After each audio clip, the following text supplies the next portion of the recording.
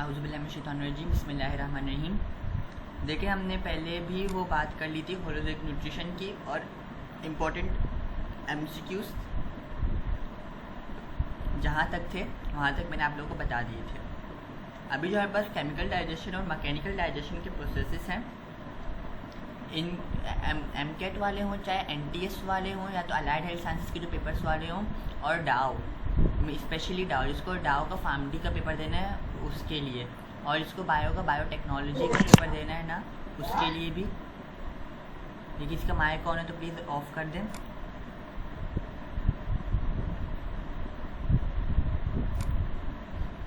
तो उसके लिए भी हमें ये जो हमारे पास प्रोसेसेस है मैकेनिकल एंड केमिकल डाइजेशन के स्टमक के, हमें ये पढ़ना बहुत ज़रूरी है और इसमें से बहुत ज़्यादा एमसीक्यूज़ हमारे पास बनते हैं। ठीक है, तो हम फिजियोलॉजिकल प्रोसेस ऑफ मैकेनिकल, वही बात वापस आ जाती है, बोल्ड वालों को हमें देखना है और हमें ज़्यादा वालों को नहीं देखना है। ठीक है, जैसे ही स्टमक के अंदर हमारा जो खाना है वो आ जाता है तो हमारे अंदर जो हमारे स्टमक के अंदर है वो दो किस्म की डाइजेशन शुरू हो जाती है। मैंने आपको पहले बताया था, चर्निंग ऑफ स्टमक खुद एक मूवमेंट पैदा करता है जिसको हम पेरिस्टाल्टिक मूवमेंट भी कहते हैं, वो स्टमक के अंदर भी होता है। वो ऊपर नीचे खाने को मिला रहा होता है एसिड के साथ, कि अगर कोई छोटा सा भी हिस्सा रह गया है तो वो भी एसिड के साथ मिल जाए। और एसिड के अंदर क्या है हमारे पास, नॉन एक्टिव जो हमारे पास एंजाइम है वो जिसकी पेप्सिनोजन है वो एसिड के साथ मिलकर फिर एक्टिव हो जाए। तो हमारे पास कुछ यहाँ पे ये है, हमें इनको पढ़ना है। गैस्ट्रिन है, वो भी ब्लड के अंदर रिलीज़ हो जाता है, और पैरासिम्पैथेटिक नर्वस सिस्टम के अंदर ये सब काम हमारे पास हो रहा होता है। जो हमारा सिंपैथेटिक नर्वस सिस्टम वो होता है जो हर काम को फास्टली करवा दे। फाइट और फ्लाइट जो मोशन होता है ना, हमारे पास मूवमेंट होता है या रिस्पॉन्स होता है, तो हमारे पास सिंपैथेटिक नर्वस सिस्टम के अंदर आ जाते हैं, जिसके अंदर हमें उसके अंदर सारे काम रुक जाते हैं और सारे काम जो नॉर्मल रेट पे होते हैं वो तेज़ हो जाते हैं। लेकिन नॉर्मल फंक्शंस हमारे पास पैरासिम्पैथेटिक नर्वस सिस्टम के अंदर हो रहे होते हैं, जैसे हमारे पास control of digestion, immune response, heart rate normal चल रही होती है पैरासिम्पैथेटिक के अंदर। लेकिन जैसे ही सिंपैथेटिक का रिस्पॉन्स आता है कि रिजल्ट आने वाला है तो खुद ब खुद हार्ट रेट तेज़ हो जाती है। तो किसका रिस्पॉन्स है, सिंपैथेटिक नर्वस सिस्टम का। ठीक है, तो अभी यहाँ पे आ जाते हैं, द HCl से शुरू करते हैं ना। The HCl soften the food, kills the germs and convert the inactive pepsinogen into active proteolytic enzyme the pepsin। तो हमारे पास HCl होता है, वो तेज़ाब है, वो खाने को नरम करके गला देता है, और पेप्सिनोजिन को इनएक्टिव वाले फॉर्म को प्रोटियोलाइटिक, प्रोटीन मतलब प्रोटीन, लाइटिक मतलब तोड़ना, प्रोटीन को तोड़ने वाला एक एंजाइम तैयार करा देता है इनएक्टिव फॉर्म से एक्टिव फॉर्म में, पेप्सिन। तो हमारे पास pH लो होती है तो पेप्सिन ऑफकोर्स हमारे पास एसिडिक pH में काम करेगा। अभी हम ये जो यहाँ पे इतना सारा इसको हटा दें। The pH of mucosal layer is raise through its thick coating of mucus. कहाँ गया, अरे हाँ, the pH of mucosal layer is raised through its, यार मैं कहाँ पे हूँ, up to 7 due to release of bicarbonate ion, while the pH towards the lumen of the stomach remains around 1.5 to 2.5। जो म्यूकोजल लेयर होती है bicarbonate ions की secretion की वजह से वो 7 तक चली जाती है, लेकिन जो हमारा खुद का जो स्टमक के ल्यूमन का जो pH है ना, वो हमारे पास 1.5 से 2.5 भी रहता है, क्यों, एसिड की वजह से। ठीक है, तो हमारे पास कुछ और प्रोटीलाइटिक एंजाइम्स है, जैसे कि हमारे पास रेनिन है या तो काइमोसिन है। ये हमारे अंदर रिलीज़ नहीं होता है, ये बच्चों के अंदर रिलीज़ होता है जो मिल्क प्रोटीन है उसको तोड़ने के लिए। रेनिन बड़ों के अंदर एब्सेंट होता है, इसीलिए लोग कहते हैं लैक्टोज इंटॉलरेंस। क्या वो जब बच्चे थे तब भी उनको ये मसला होता था? तब तो उनको मसला नहीं होता, हर बच्चा तो लैक्टोज इंटॉलरेंस नहीं होता है ना।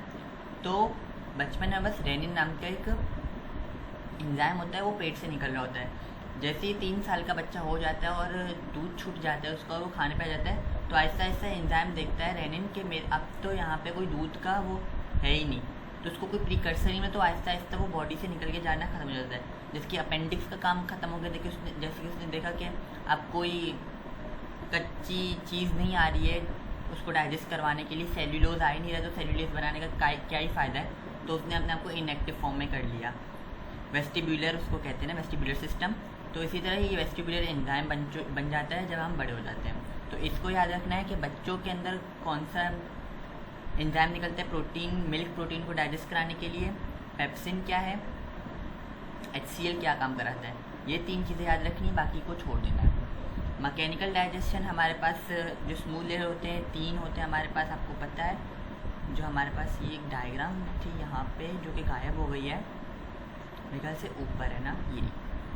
तो यहाँ पर हमारे 3 लेयर है ना, जो जैसे हमारे पास मस्कुलरिस म्यूकोजा है, सब म्यूकोजा है, ऑब्लिक, ये तीनों तो एक ही जगह पे आ जाते हैं। ये एक बना देते हैं, ये 2, ये कहाँ गया हमारा सरफेस एपिथेलियम, ये चीज़ होते हैं ना, ये तीनों चीज़ें हमारे पास मस्कुलर या मैकेनिकल डाइजेशन हमारे पास करा रही होती है। और पास बाकी जो होते हैं वो रिस्पॉन्सिबल होते हैं हमारे पास, जो एंजाइम्स होते हैं वो केमिकल डाइजेशन करा रहे होते हैं। ये जो इतना ऊपर से नीचे तक है इनको दफ़ा करें, बस मैकेनिकल डाइजेशन कैसे हो रही है। और दूसरा हमारे पास एक चीज़ और है कि कायम क्या होता है, एक पेस्ट लाइक हमारे पास जो बोलस होता है वो पेट में आके जब वो सारी चीज़ों से मिल जाता है एसिड से और एंजाइम्स वगैरह, तो वो कायम बना लेता है। 4 और 5 MCQ सी हो गया। बाकी जो इतना लंबा लिखा हुआ है इनको छोड़ दें, बस मेन की पॉइंट्स याद रखने हैं क्योंकि MCQs में भी की पॉइंट्स हैं, ठीक है। और मैंने आपको पहले ही बताया कि यहाँ से इनको MCQs बनाना पसंद है, तो सिर्फ बोल्ड वाले हैं ना, सिर्फ बोल्ड वालों को पढ़ना है और अंदर इतना नहीं घुसना है, बस बोल्ड वालों को याद रखिएगा। एब्जॉर्प्शन और रोल ऑफ द स्टमक, ये हमने पढ़ लिया था कि वाटर को एब्जॉर्ब करा लेता है, वाटर को सिर्फ एब्जॉर्ब कराता है, वाटर डाइजेस्ट नहीं होता हमारे पेट में। ग्लूकोज को डाइजेस्ट करवा देता है। जो कंप्लीट जो कार्बोहाइड्रेट्स का जो वो होता है ना हमारे पास डाइजेशन एंड एब्जॉर्प्शन, वो सारा काम हमारे स्टमक कर देता है। लेकिन हमारे पास जो प्रोटीन रह जाती है और हमारे पास जो फैट्स रह जाते हैं वो यहाँ पर नहीं होते हैं। क्यों नहीं होते हैं? क्योंकि बाइल जूस होता है वो ड्यूडेनम में या स्मॉल इंटेस्टाइन में रिलीज होता है, और बाइल जूस का काम होता है कि वो HCO3 बाइकार्बोनेट आयंस रिलीज करवाए और फिर फैट्स की इमल्सिफिकेशन करवाए। उसी तरह हमारे पास अगर बाइल जूस हमारे स्टमक में रिलीज़ ही नहीं हो रहा है, बाइल जूस अगर हमारे स्टमक में रिलीज़ ही नहीं हो रहा है तो हमारे पास फैट्स कैसे वो होंगे ना, डाइजेस्ट होंगे और एब्जॉर्ब होंगे। तो हमें स्मॉल इंटेस्टाइन याद रखना है। स्मॉल इंटेस्टाइन हमारे पास बहुत लंबी होती है, 6 मीटर लॉन्ग होती है, अगर लंबी बचा के रख दें। और उसके 3 पार्ट होते हैं, ड्यूडेनम, जिजुनम, इलियम।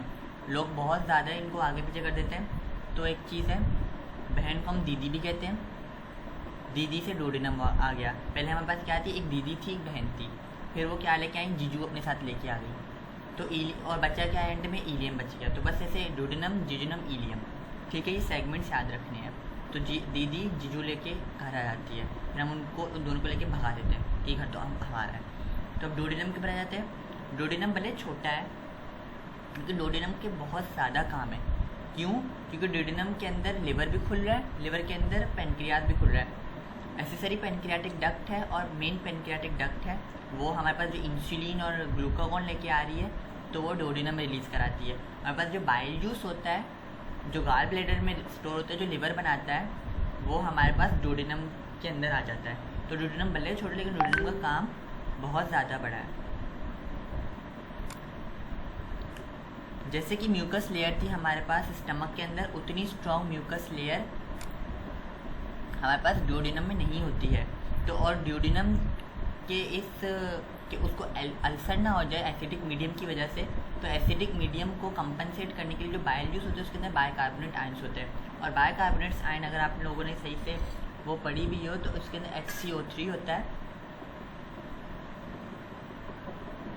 यार, हाँ HCO3 होता है हमारे पास। तो उसकी जो वो होती है वो बेसिक मीडियम में होता है। तो हमारे पास जो ड्यूडेनम है वो हमारे पास बेसिक मीडियम में काम करता है। और अगर बाइल जूस सही से नहीं आ रहा है और एसिडिक खाना सीधा ड्यूडेनम में घुस रहा है तो हमारे पास ड्यूडेनम अल्सर्स हो जाते हैं कुछ लोगों को। पेप्टिक अल्सर सिर्फ और सिर्फ पेट में नहीं होता है, वो मुंह में भी हो सकता है, जैसे आप लोगों ने सुना होगा मुंह में छाले हो गए, दाने हो गए। उसी तरह से ड्यूडेनम के अंदर भी छाले हो सकते हैं। क्यों? फॉर एग्जाम्पल किसी का सिस्टिक डक्ट हमने काट के निकाल दिया, जैसे हमने बहुत सारे लोगों ने आप सुना होगा गाल ब्लैडर के अंदर पत्थर आ रहे थे तो हमने गाल ब्लैडर को ही निकाल दिया, तो उसकी वजह से ये प्रॉब्लम हमारे पास आना शुरू हो जाते हैं कि वो एसिडिक मीडियम फिर पूरा घूमना शुरू हो जाता है। इसकी वजह से पूरी आंतियाँ ख़राब हो जाती हैं। जो लोग अपने बुढ़ापे की तरफ जा रहे होते हैं और उनके अंदर गाल ब्लैडर नहीं तो उनको ये मसले आ जाते हैं, ठीक है। अभी ये ऊपर से यहाँ पर पायलोरिक स्फिंक्टर होता है, पायलोरिक स्फिंक्टर से खुल जाता है, सी शेप कर्व के अंदर हमारे पास डूडेनम होता है, इन्होंने यहाँ पे बनाया हुआ है सी शेप ये है, और हमारे पास पेनक्रियाज यहाँ पे आके अटैच हुआ होता है। तो ये पूरा हमारे पास ये, और यहाँ से हमारे पास क्या है, ये हमारे पूरे यहाँ पे एक हमारा स्टमक है, ठीक है, यहाँ से हमारा स्टमक आ रहा है। तो रिलेशनशिप्स प्लीज़ याद रखिएगा, रिलेशनशिप्स को मत भूलिएगा। पाइलोरस पार्ट है तो उसका स्पिंक्चर, पाइलोरिक स्पिंक्चर होता है। डोडेनम बल्ब उसको कहते हैं हम, सी शेप कर्व को हम डोडेनल बल्ब कहते हैं। यहाँ से हमारे पास सिक्रीशन सारी होती है, जो डोडेनम का सेकंड पार्ट होता है ना हमारे पास, प्लीज़ यहाँ ऐसे याद रखिएगा सेकंड पार्ट। अभी देखिए फर्स्ट पार्ट है, ये सेकंड पार्ट है, ये थर्ड पार्ट है, और यहाँ से फिर ऊपर की तरफ थोड़ा ऊपर चला जाता है, तो ऊपर की तरफ जो आ रहा है वो फोर्थ पार्ट है। तो जो सेकंड पार्ट है ना, यहाँ से आपको नज़र आ रहा होगा duodenum papilla, papilla of water, hepato pancreatic ampulla, papilla of water. तो यहाँ से जो हमारा सेकंड पार्ट है ना, यहाँ पे आके ये हमारे पास ये एंजाइम्स वाली जगह खुल जाती है। हिपेटो लिवर से आ रहा है और पेनक्रियाटिक आपको पता है कहाँ से आ रहा है, ठीक है। ये प्लीज़ ये डायग्राम याद रखिएगा, अगर डायग्राम ठीक से याद रखेंगे तो आपको इतना ज़्यादा नहीं पढ़ना पड़ेगा,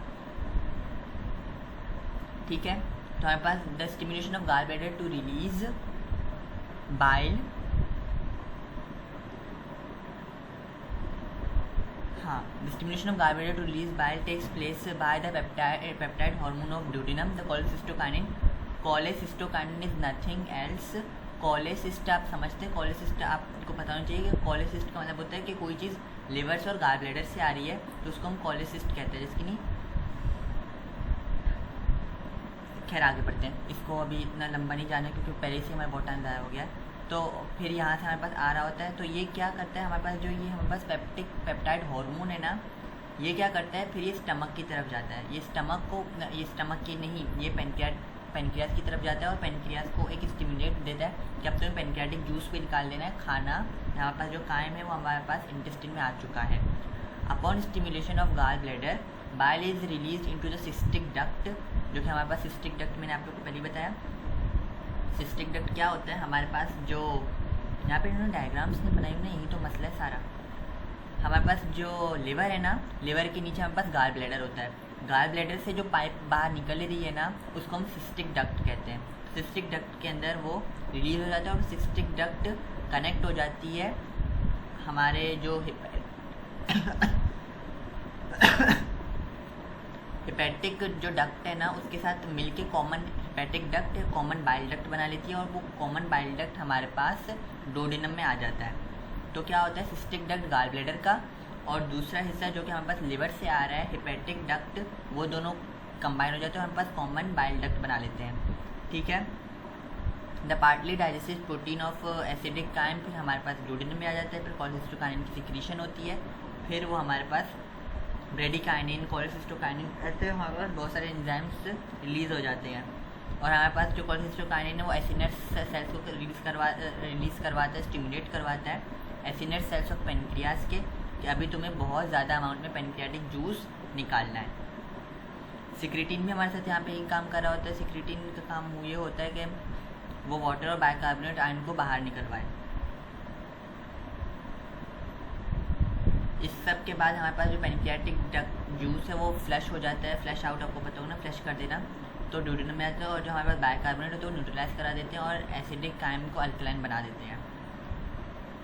फिर एक और बात आ जाती है, बाइल हमारे पास येलोइश ग्रीन इन कलर क्यों होता है। हमारे पास जो रेड ब्लड सेल्स होते हैं ना, वो 120 डेज बाद वो मर जाते हैं, तो वो 120 डेज बाद जो मर जाते हैं ना, तो जो आयरन होता है वो हमारे पास लाल से ना ऑक्सीडाइज होना शुरू हो जाता है। तो जब ऑक्सीडाइज होना शुरू होता है तो उसका कलर ब्राउनिश शेड हो जाता है, तो बिलीरुबिन और बिलीवर्डिन वो बना लेता है। तो यहीं फिर हमारे पास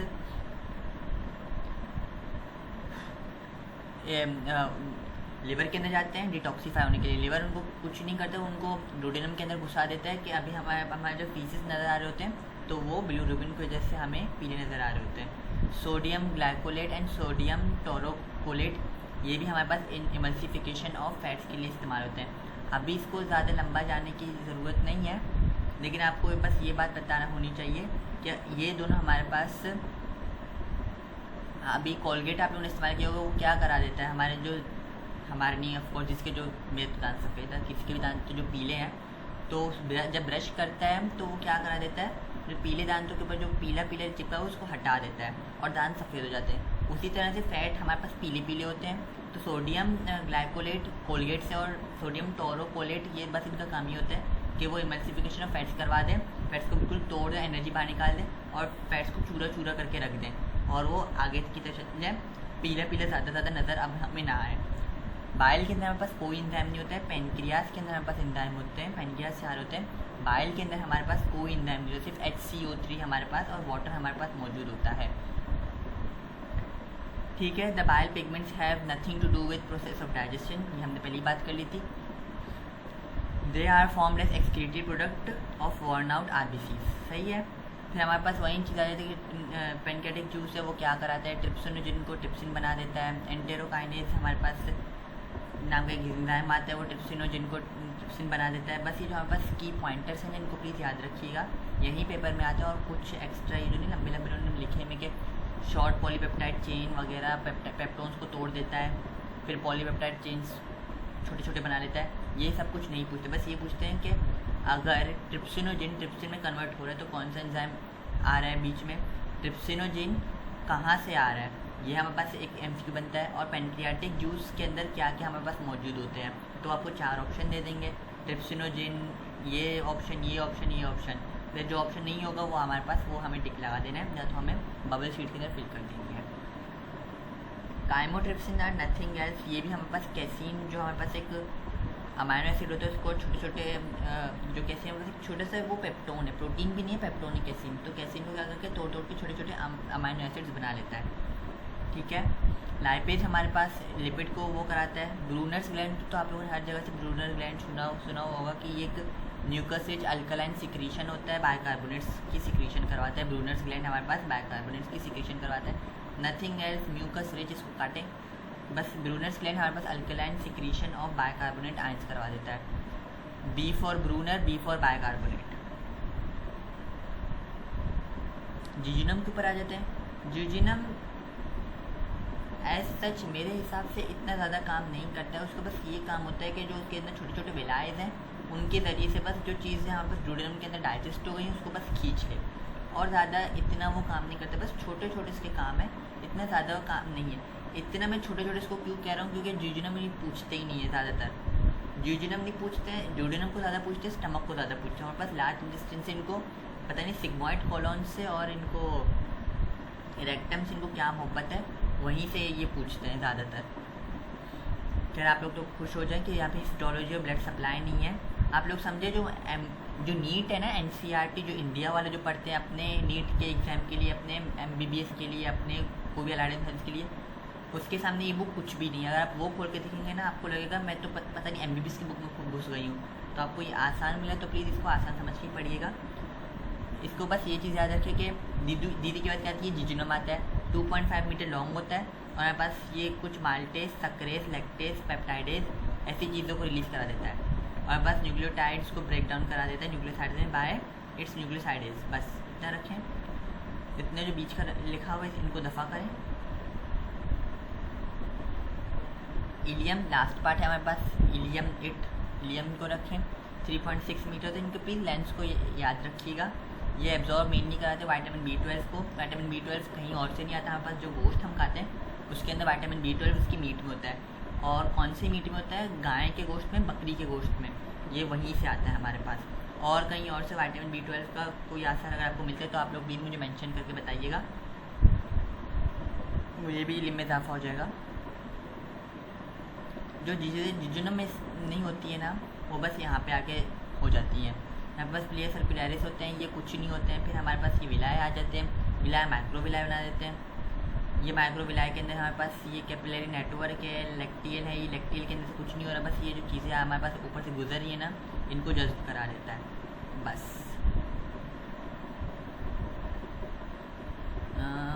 सो मैनी इंग्लिश, इसको दफ़ा करें। हाँ, smaller lymph vessels merge to form large vessel and that drain fats, chylomicrons and nutrients to thoracic duct which is then emptied into subclavian vein। इसको याद रखिएगा कि हमारे पास जो lymph vessels होते हैं वो जो फैट्स को ड्रेन करा देते हैं तो वो कहीं और नहीं जाते, वो सबक्लेवियन वेन में जाके एंटर हो जाते हैं और सब क्लेवियन वेन आपको पता है कहाँ जाके एंटर हो जाती है, हार्ट में एंटर हो जाती है। इसीलिए कहते हैं कि फैट्स का ज़्यादा नहीं खानी चाहिए, क्योंकि ये जैसे एब्जॉर्ब होता है सीधा ही जाके हमारे पास दिल के पास जाके पहुंच जाता है। सब क्लेवियन कुछ नहीं, आपने क्लेविकल का नाम सुना हुआ होगा, जो कि हमारी जो ये बोलते हैं ना ब्यूटी बोन होती है, खैर बोलते हैं लड़कियों की ब्यूटी बोन होती है। तो ये जो ब्यूटी बोन होती है ना, यहाँ के नीचे से ना एक वेन गुजरी होती है, तो ये वेन सीधा जाके हार्ट के अंदर जाके सुपीरियर वेना के आवाज़ से घुस जाती है। और अगर ज़्यादा फैट अगर एंटर हो रहा है तो फिर मसले आ जाते हैं। फैट क्यों जा रहा है हमारे दिल के अंदर, उसकी एक बहुत अच्छी वजह है कि हम जो फैट होते हैं वो कुछ और नहीं, हमारे पास 9 किलो कैलोरीज 1 ग्राम के ऊपर रिलीज़ करा रहे होते हैं हमारे पास फैट्स। तो इसीलिए हार्ट को सबसे ज़्यादा एनर्जी, हार्ट सबसे ज़्यादा अगर कभी मुश्किल में आ जाए ना कि सबसे ज़्यादा माइटोकॉन्ड्रिया किसके अंदर होते हैं, तो हार्ट के अंदर होते हैं। क्योंकि हार्ट सारा दिन काम करता है, सारा रात काम करता है, हार्ट कभी नहीं रुकता। हार्ट रुकता तो आपको पता है क्या होगा। तो सबसे ज़्यादा माइटोकॉन्ड्रिया हमारे पास हार्ट में होते हैं। वहाँ से तो एनर्जी बन रही है, लेकिन और एनर्जी चाहिए उसको, हर जगह से एनर्जी चाहिए। वो अपना खुद का भी एक ऐसे नोट जैसे इलेक्ट्रिक सिस्टम चला रही है, फिर ब्रेन से भी उसके पास और आ रहा है। तो ये चीज़ प्लीज़ याद रखिएगा ना। हेपेटिक पोर्टल वेन, ये आप लोगों ने बचपन से पढ़ा होगा। हेपेटिक पोर्टल वेन का काम क्या होता है, हेपेटिक से लिवर समझ आ रहा है, पोर्टल से पता चल रहा है कि पोर्ट होके बाईपास होके कहीं से आ रहा है कुछ, और वेन है। The blood capillaries containing fats fuse with each other to form hepatic portal vein which supplies all the nutrients to the liver for storage, distribution, metabolism. Hepatic portal vein हमारे पास स्टमक से, duodenum से, जिजिनम से, ilium से, इन चारों जगह से और स्प्लीन से भी, इन सारे जगहों से सामान लेके लिवर में लाती है। फिर लिवर इनको चेक एंड बैलेंस करके देखता है कि कोई चीज़ मसला तो नहीं है, फिर उसको खुद देख लेता है। लार्ज इंटेस्टाइन की बजाते लार्ज इंटेस्टाइन कुछ लोग बोलते हैं बहुत बेकार जगह है, लेकिन लार्ज इंटेस्टाइन में आई थिंक मेरा फेवरेट पार्ट है। क्यों, इसके अंदर हमारे पास बहुत सारे बैक्टीरिया होते हैं, जो कि बहुत सारी चीज़ें हमारे अंदर जो खुद नहीं बन रही होती, हम जिन चीज़ों को नहीं ले पा रहे होते ड्यू टू फाइनेंशियल इशूज़ या किसी और इशू की वजह से, तो हमारी बॉडी के अंदर कुछ बैक्टीरिया होते हैं, वो हमारे लार्ज इंटेस्टाइन के अंदर होते हैं, तो वो हमारे लिए वो काम कर रही होती है। ये शॉर्ट होते लेंथ के अंदर बस, लेकिन इसका डायमीटर ज़्यादा होता है। वाइटामिन्स की एब्जॉर्प्शन, यहाँ पे जिस चीज़ की भी एब्जॉर्प्शन होती है, हर चीज़ की यहाँ पे एब्जॉर्प्शन होती है। यहाँ पे कोई चीज़ डाइजेस्ट नहीं होती, यहाँ पे कोई चीज़ इमल्सीफाई वगैरह नहीं होती, यहाँ पे बस एब्जॉर्प्शन हो रही थी। कोई चीज़ रह जाती तो उसको भी एब्जॉर्ब करा देती है। न्यूट्रिएंट्स के नाम पे इन्होंने न्यूट्रिएंट्स यहाँ पे लिख दिए, लेकिन इतना ज़्यादा न्यूट्रिएंट्स का यहाँ पे काम नहीं, क्योंकि इलियम सारे न्यूट्रिएंट्स को इलियम बेचारा वो अपने अंदर ले रहा होता है। रिएक्शन ऑफ वाटर करवाता है, इलेक्ट्रोलाइट्स को करवाता है, Na को कराता है, Cl को करवाता है, और यहाँ पास फॉर्मेशन ऑफ फीसिस करवाता है, और रिजेक्शन आउटसाइड द बॉडी करवा देता है। ये एमसीक्यू में नहीं आता है कि कौन क्या कराता है। सीकम से आता है, ये यहाँ पे अपेंडिक्स है हमारा, जो कि बिल्कुल काम का नहीं। इलियम, सीकम, इल्यूसिकल वॉल्व इसको कहते हैं। इलियम से सीकल यहाँ पे जुड़ा होता है। मेरे पास कॉलॉन आता है, ascending colon, descending colon, transverse colon, यहाँ पे हमारे पास बने हुए सिग्मॉइड कॉलॉन। सिग्मॉइड कॉलॉन से हमारे पास फिर यहाँ पे एस शेप बना दी, पता नहीं एस शेप मुझे लगता नहीं है, लेकिन ये एस शेप बोलते हैं, एस शेप है। तो यहाँ से एस शेप बन के फिर रेक्टम, रेक्टम के बाद फिर एनल केनाल।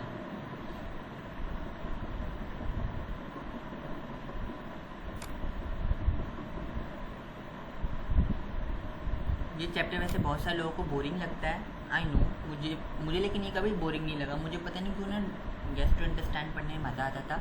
लोगों को बस मेरे ख्याल से रिप्रोडक्शन पढ़ने में मज़ा आता है, और कार्डियोवैस्कुलर सिस्टम पढ़ने में मज़ा आता है, और कुछ लोग होते हैं जिनको दिमाग के डॉक्टर बनने का शौक़ होता है, तो उनको न्यूरो पढ़ने का बड़ा शौक़ होता है, और केमिकल कोऑर्डिनेशन पढ़ने का शौक़ होता है, क्योंकि मज़े वाले चैप्टर है। अच्छा, मिसबा पता नहीं है नहीं, तो आप दोनों प्लीज़ रिमाइंड करवा दीजिएगा मुझे कि हमें कल एनिमल किंगडम करना है, और एनिमल किंगडम एक ही क्लास में हो जाएगा, उसका इतना बड़ा इशू नहीं है, वो बहुत छोटा कर दूँगा उसको, 1-2 पेज में ख़त्म। ऐसे समझे 2 पेज में उसको ख़त्म कर दूँगा, और आपके सारे एमसीक्यूज़ भी कवर हो जाएंगे, कोई मसला नहीं होगा आप लोगों को इंशाल्लाह। वही मुश्किल चैप्टर जो बच्चे वहाँ पर अटकते हैं, और उसका बस एक ही सॉल्यूशन, उसको चार्ट बना के पढ़ो। हर रोज़ चार्ट बनाओ उसका, हर रोज़ नहीं मतलब एक चार्ट बना दो, कहीं पे लगा दो उसको, फिर वहीं से पढ़ते रहो। स्मॉल इंटेस्टाइन लार्ज इंटेस्टाइन के साथ जुड़ जाते हैं, सीकम के साथ होता है, इल्यूसिकल वॉल्व होता है हमारे पास, वर्मीफॉर्म अपेंडिक्स इसके नीचे की तरफ होता है, बस सही है। 18 सेंटीमीटर को काट लें, ये नहीं आता पेपर में। वेस्टिजियल ऑर्गन है, बस ये याद रखिए, वेस्टिजियल ऑर्गन से कोई काम है हमारी बॉडी में। कॉलोन के बाद हमारे पास सीकम के बाद हमारे पास कॉलोन आ जाता है, इसके तीन चार पार्ट हैं, असेंडिंग, डिसेंडिंग, ट्रांसवर्स और सिग्मॉइड। रिएब्जॉर्प्शन ऑफ वाटर करवाता है, सॉल्ट करवाता है, वाइटामिन करवाता है। हमारे पास सिम्बायोटिक जो कि हमारे पास म्यूचुअल रिलेशनशिप के साथ जो बैक्टीरिया रहा होता है, लैक्टोबैसिलस हमारे पास नियसिन बनाते हैं, निकोटिनिक एसिड बनाते हैं हमारे पास। निकोटीन तो आपको पता होगा जो हमारे ब्रेन को जगा के रखता है। विटामिन B1 थायमीन बनाता है, विटामिन B के thiamine is which vitamin, niacin makes which acid. तो ये हमारे पास एक दो एमसीक्यू यहाँ पे बन जाते हैं कि हमारे पास थायमीन हमारे पास कौन सा विटामिन होता है। तो आप लोग ये नहीं समझिए कि विटामिन B1 करके आगे बढ़ रहे हैं, नहीं, थायमीन कौन सा होता है, विटामिन B1 को हम थायमीन कहते हैं। तो आपको अगर पास पेपर्स कहीं से मिले या कहीं पे होंगे भी तो आपको ये मिलेगा, क्योंकि मेरा ये टेस्ट में आया हुआ था अनीसोसाइन के। ये इसको हाथ तक रखें। रेक्टम आ जाता है, रेक्टम सॉरी टू से आई हेट रेक्टम वैसे नहीं होगा तो बहुत सारे मसले आ जाते हैं, क्योंकि जो लोग कॉन्स्टिपेशन के मरीज़ होते हैं ना, उनका जो फीसिस होता है ना वो यहाँ आके ना अटक जाता है, या तो यहाँ तक आता है। जो हमारा जो ये अंदर वाला जो ये है ना स्पिंक्चर, ये खुल जाता है, लेकिन जो बाहर वाला स्पिंक्चर होता है ना ये नहीं खुल पाता है। तो उसकी वजह से जो कॉन्स्टिपेशन के मरीज होते हैं तो उनका जो फीसिस होता है यहाँ पे आके जमा होना शुरू हो जाता है। फिर उसका रेक्टल एग्जामिनेशन वगैरह करते हैं डॉक्टर्स। बहुत दर्दनाक वो होता है। जो लोग नहीं 3-3 दिन बाद वॉशरूम जाते हैं और सिगरेट पीना शुरू कर देते हैं कि हमें कॉन्स्टिपेशन का इलाज हो, तो मैंने रिसर्च की थी कॉन्स्टिपेशन के लिए बहुत सारी चीज़ें देखनी पड़ती हैं, ये दवाई वो दवाई। पॉपकॉर्न, अगर आप लोग दिन में 100 ग्राम पॉपकॉर्न खा रहे हैं ना, मतलब आप लोग जाएँ 100 रुपये का पॉपकॉर्न खरीद लें, रात को पेट भरने के नाम पे वो खा लें। तो आपका अगर यहाँ पे किसी को कॉन्स्टिपेशन का इशू है तो कॉन्स्टिपेशन का इशू विदिन 1 मंथ सॉल्व होना शुरू हो जाएगा, क्योंकि वो क्या करता है, वो स्टूल को आराम से पास करना शुरू करा देता है, उसको इतना पानी भी नहीं देते हैं जज्ब होने के लिए। तो कॉन्स्टिपेशन नथिंग एल्स, कॉन्स्टिपेशन हमारी बॉडी के अंदर जब इलेक्ट्रोलाइट्स का इम्बैलेंस हो जाता है और वाटर कम हो जाता है हमारी बॉडी के अंदर। ये आप लोग ये नहीं समझे कि हम तो पानी पी रहे हैं, हम तो इलेक्ट्रोलाइट वो कर रहे हैं, लेकिन ज़रूरी नहीं वो चला जाए, तो इसी वजह से होता है। और कभी कभी फैट डाइजेस्ट नहीं होता है, उसकी वजह से भी ये हमारे पास मसले आ जाते हैं। अगर किसी को कॉन्स्टिपेशन लगातार हो रहा है तो वो अपने लिवर को भी चेक करवाए। सिग्मॉइड कॉलन हमारे पास रेक्टम में होता है, 13 सेंटीमीटर हमारे पास लॉन्ग होता है, टर्मिनेट होता है एनल कैनाल के अंदर। द रेक्टल एम्पिला, इसको दफ़ा करें।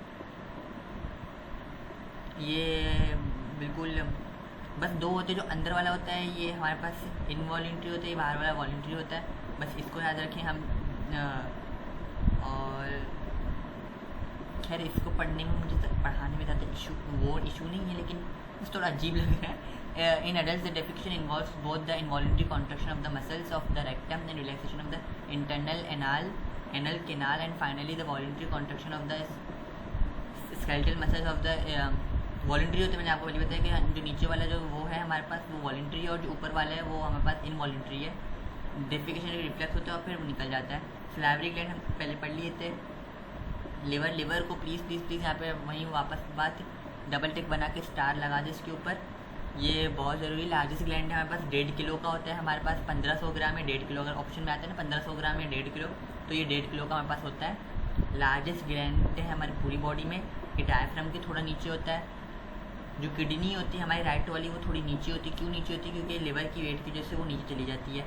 ये कुछ बहुत छोटी छोटी बातें लेकिन एमसीक्यूज़ में आती हैं। डिटॉक्सिफिकेशन, प्लीज़ डिटॉक्सिफिकेशन अभी हमारे सर हमसे पूछ रहे थे, रिवीजन करा रहे थे हमारी, तो बोल रहे थे लिवर के फंक्शन बताओ। मैंने बोला डिटॉक्सिफिकेशन, ठीक है। अली रज़ा डिटॉक्सिफिकेशन, हानिया डिटॉक्सिफिकेशन। अरे कुछ और नहीं कराते कई बार, तो हमें बचपन से रेटर लगा जाता है कि डिटॉक्सिफिकेशन कराते हैं, और आपके अपने पेपर में भी देखें तो डिटॉक्सिफिकेशन का ही लिखा हुआ होगा कि लिवर क्या काम करता है, डिटॉक्सिफिकेशन। सही है। ये हमारे पास राइट साइड की तरफ होता है। ये हमारे पास इन इलास्टिक कैप्सूल के अंदर होता है, कम्प्लीटली कवर होता है पेरिटोनियम के अंदर। पेरिटोनियल फ्लूट का नाम आपने सुना होगा, पेरिटोनियल निमोनिया का नाम आपने सुना होगा कि लिवर जो ये हमारे पास राइट साइड है, लेफ्ट साइड है, ये फूल जाता है। फिर इंजेक्शन डाल के फिर सारा के अंदर वो पानी जमा हो जाता है निमोनिया का, वो निकालना पड़ता है। बहुत सारे लोग बोलते हैं डायलिसिस होती है, वो डायलिसिस नहीं होती। आज हमारी क्लास की लड़की के ऊपर सब हंस रहे थे सारा के ऊपर कि वो डायलिसिस करा रही थी लिवर से। For the peritoneum form supporting ligaments attaching to the liver वगैरह वगैरह। इतना ज़्यादा ये मत रखें। जो हमारे पास दो ऑब्वियस होते हैं, एक राइट होता है और एक smaller wedge shaped left lobe होता है हमारे पास। ये स्मॉल है, ये बड़ा है हमारे पास। ये जो इतने सारे इन्होंने ये मेंशन की हुई ना कोडेड लोब वगैरह वगैरह, ये पेपर में नहीं पूछते हैं। जो बस यहाँ पे लिखा हुआ है इसको एक नज़र मार दीजिएगा। हमारे पास जो सेल्स होते हैं जिसकी नर्वस के न्यूरॉन होते हैं, उसी तरह से हमारे पास हिपेटोसाइट्स हमारे पास लिवर के सेल्स होते हैं। हेक्सागोनल आउटलाइन होता है इसका। हेक्सागोनल ये कुछ नहीं होता है, ये बस इसको पॉइंट करके 1 part 2 part 3 part 4 part 5 part 6 part 7 part 8 part, तो ऐसे करके ये हेक्सागोनल हमारे पास ये एक आउटलाइन बना लेते हैं। लोब्यूल्स इनको कहते हैं हमारे पास। लोब्यूल्स हमारे पास हेक्सागोनल ये 8 होते हैं हमारे पास। 8 होते हैं 6 होते हैं नहीं, हेक्सागोन क्या होता है, हेक्सागोन के 6 कोने होते हैं। यहाँ पे हेक्सागोनल लोब्यूल होते हैं हमारे पास, लेकिन हमारे पास 8 इसके हिस्से होते हैं। लिवर के हमारे पास हिस्से होते हैं वो 8 होते हैं, लेकिन यहाँ पे हेक्सागोनल लिखा हुआ है। सिंध बोर्ड की बुकें कुछ भी हो सकता है भाई। And are formed by cubical. मैं बार बार क्यों बोलता हूँ बुक में गलत लिखा हुआ है, क्योंकि मैंने अमेरिका वालों की पढ़ ली है ना, तो अब पता चल जाता है कि क्या चीज़ सही है क्या चीज़ गलत है। खैर न्यू स्टूडेंट्स भी आए हैं, बहुत जल्दी आए न्यू स्टूडेंट्स। खैर blood supply to liver. Liver के 2 सोर्सेज हैं हमारे पास, hepatic artery, hepatic portal vein होती है, जो कि गंदा खून हेपेटिक पोर्टल वेन लेके आ रही होती है, और फिर साफ खून हेपेटिक आर्टरी लेके चली जाती है पूरी बॉडी के अंदर। फंक्शंस हमारे पास ये वापस से metabolic factory, synthesis and storage of organ, homeostatic, secretary, और हमारे पास हंड्रेड्स ऑफ डिफरेंट फंक्शन जो उन्होंने मेंशन ही नहीं किए हुए। सिक्रीशन ऑफ बाइल हमारे पास हेपेटोसाइट से होती है। फिर मैंने आपको बताया हेपेटोसाइट से फिर वो कॉमन बाइल डक्ट बना लेते हैं, कॉमन हेपेटिक डक्ट बना के फिर वो अंदर चले जाते हैं ड्यूडिनम के। ये चीज़ें प्लीज़ रिलेशंस याद रखिए, रिलेशंस बहुत इंपॉर्टेंट है। हमारे पास कोलेस्ट्रॉल, बाइल पिगमेंट्स और सॉल्ट्स हमारे पास रिलीज़ करवा रहा होता है। मेटाबॉलिज्म एंड होम्योस्टेसिस, ये प्लीज़ आप लोग ये पढ़ लीजिएगा। यहाँ पे इंसुलिन का काम यहाँ पे ज़्यादातर वो उन्होंने मेंशन किया हुआ है।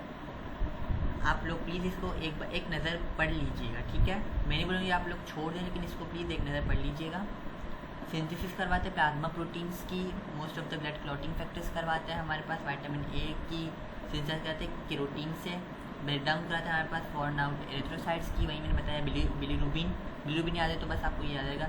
डिफेंस फैगोसाइटिक कम्फर्ट सेल्स बनाता है। हेपेटिक मैक्रोफेजेस, कप्फर से प्लीज़ याद रखिए, हेपेटिक मैक्रोफेजेस को काट दे, कप्फर सेल्स का वो पूछते हैं, फैगोसाइटिक कप्फर सेल्स। डिटॉक्सिफिकेशन करवाते हैं ड्रग्स की, नॉक्शियस सब्सटेंसेस की, जो नहीं हम बंटियाँ समझ के पैनाडोल या फिलियर खा रहे होते तो उसी की वजह से फिर हमारा लिवर ख़राब हो जाता है। लिवर सिरोसिस की नाम की बीमारी लग जाती है लोगों को, क्योंकि वो बंटी समझ के खा रहे होते हैं। वैसे 20% लोगों को ही होता है, हर किसी को नहीं होता, लेकिन 20% में नो वन नोस कोई भी हो सकता है। इथेनॉल मतलब अल्कोहल की वो कराते हैं, और टॉक्सिन्स प्रोड्यूस बाय माइक्रोब्स की भी ये डिटॉक्सिफिकेशन करवाता है। Inactivation of hormone, these include insulin, glucagon, cortisol, aldosterone, thyroid and sex hormones. Production of heat, वहीं बता दी कि ये हमारे पास मेटाबॉलिक रेट में सारी चीज़ों को जब तोड़ है, जब किसी चीज़ तोड़ती है तो कैटाबॉलिक रिएक्शन होती है, उससे हमारे पास एनर्जी रिलीज़ होती है।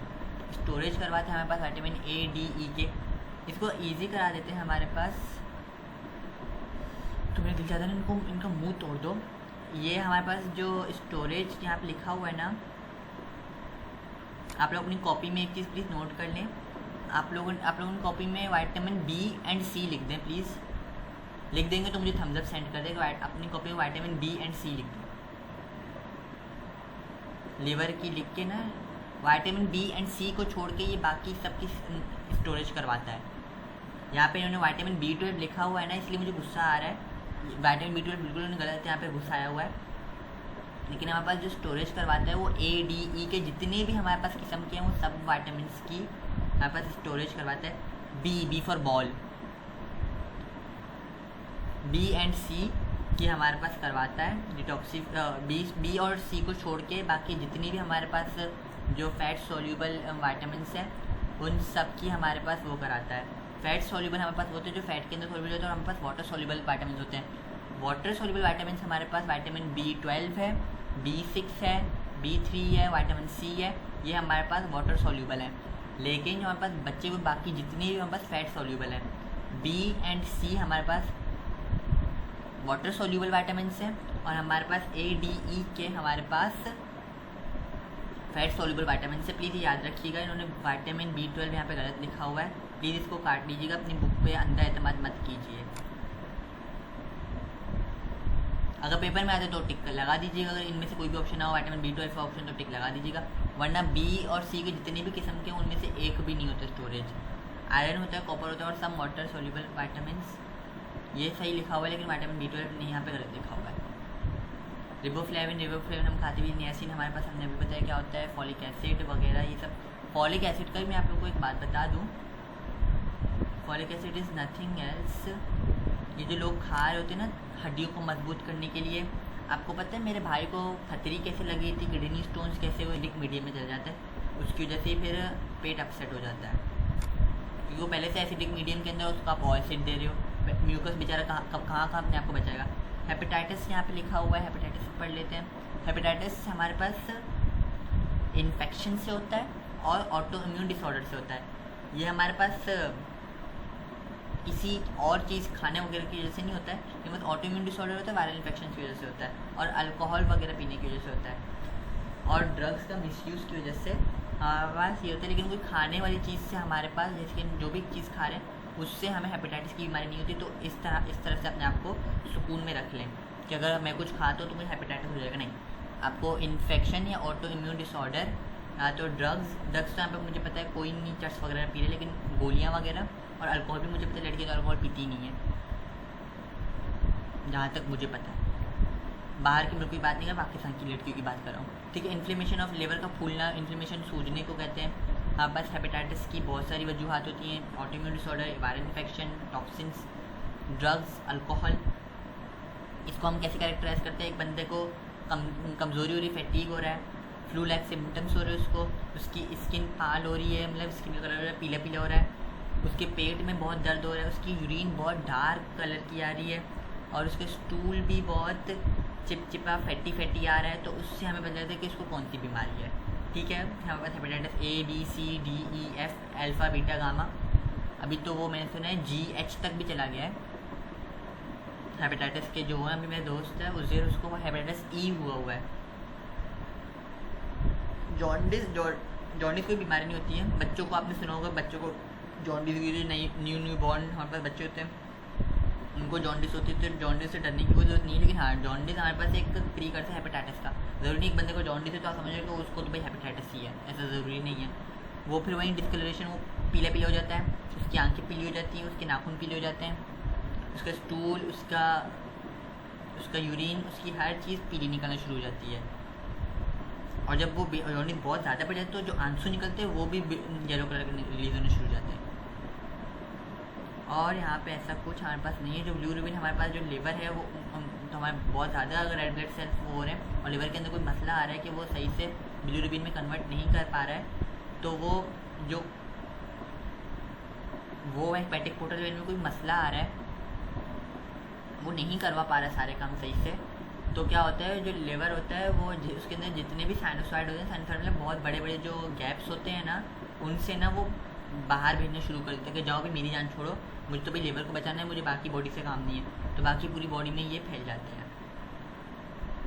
Jaundice itself is not a disease but is a symptoms of several possible, ठीक है। सिरोसिस हो गया, हमारे पास हेपेटाइटिस हो गया, हेपेटाइटिस भी हमारे पास किस्में हो गई, और लिवर कैंसर हो गया, हमारे पास कार्सिनोमा हो गया, मेनिंजाइटिस बोल रहा हूँ, कार्सिनोमा हो गया, तो ये हमारे पास कुछ चीज़ें हैं, ठीक है। पैनक्रियास हमारे पास 12 से 15 सेंटीमीटर लॉन्ग होता है। शुगर की बीमारी से होती है, एक्सोक्राइन और एंडोक्राइन ऑर्गन बोथ है हमारे पास। हम यहाँ पे सिर्फ इसके एक्सोक्राइन की बात करेंगे।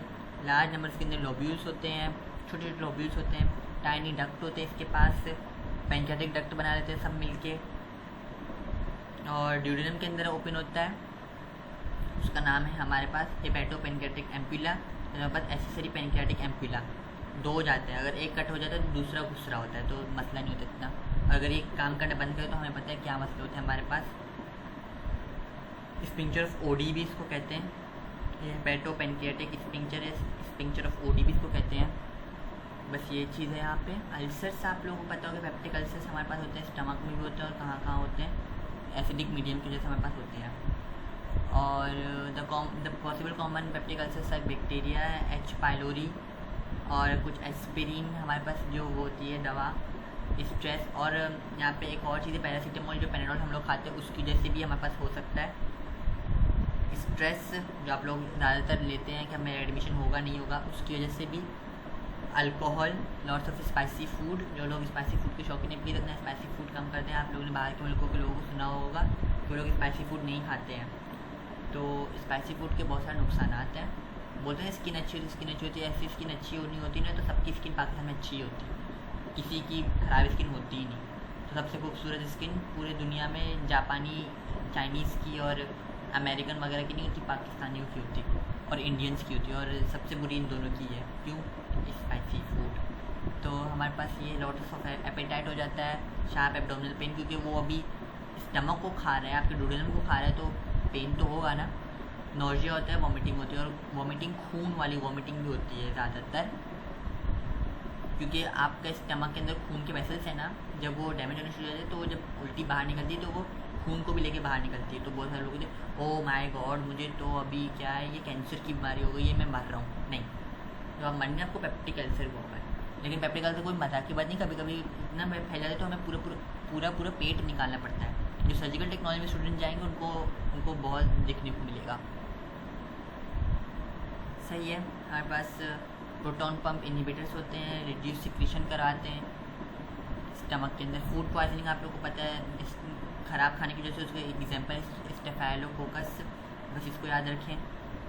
सिम्टम्स वगैरह आपको पढ़ने तो पढ़ लीजिएगा, वैसे ना ही पढ़ें तो मसला भी नहीं है। डिस्पेप्सिया हमारे पास इंडाइजेशन को कहते हैं, ब्लोटिंग होती है, पेट फूलता है, नोजिया होती है, एब्डोमिनल फुलनेस होती है। मेरी टीचर कह रही थी एक बार, एक खातून आई थी हमारे पास, वो गायनेकोटी वाली ने, तो कह रही थी कि मुझे ऐसा लग रहा है कि मैं प्रेग्नेंट हूँ।